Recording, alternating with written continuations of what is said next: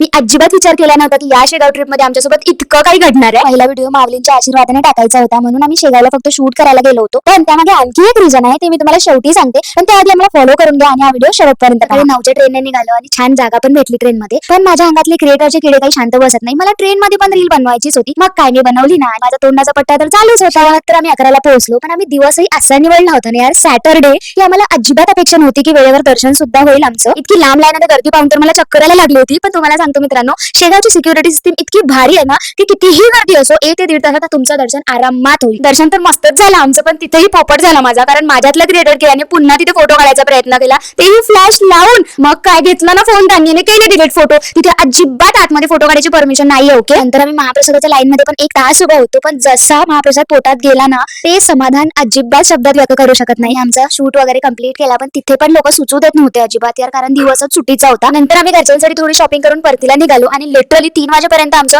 दर्शन, जेवण, शूट आणि शॉपिंग सगळं आटोपलं होतं. ज्या ट्रेनची मी तिकीट काढली होती त्या ट्रेनमध्ये तर इतकी गर्दी होती की चढायला जागा नव्हती. म्हणून आम्ही 2 तास वाट पाहिली दुसऱ्या ट्रेनची. पण तोपर्यंत बाकीचे लोक दर्शन करून आले होते ना, तर ती ट्रेन सुद्धा फुल भरली होती आणि लिटरली अर्धा रस्ता आम्हाला उभं राहून यायला लागलाय. पण मन शांत होतं, कारण ही शेगाव ट्रिप आमची फक्त रीलसाठी नव्हती, तर आमच्या रिलेशनशिपला 11 वर्ष पूर्ण झाली आहेत. याच धन्यवाद आम्ही माऊलींना दिला. असंच आमच्या सोबत राहा आणि आमचं लवकर लग्न होऊ दे. कारण पळून जाऊन लग्न करणं हा ऑप्शन तर आम्ही कधी निवडला. आतापर्यंत 11 वर्ष 4 लोक काय म्हणतील हाच विचार केलाय. आता तो विचार सोडून आम्ही समोर यायचं ठरवलंय. बाकी सगळं माऊलींच्या हातात दिलंय. आता तोच ठरवेल आमचं भविष्य.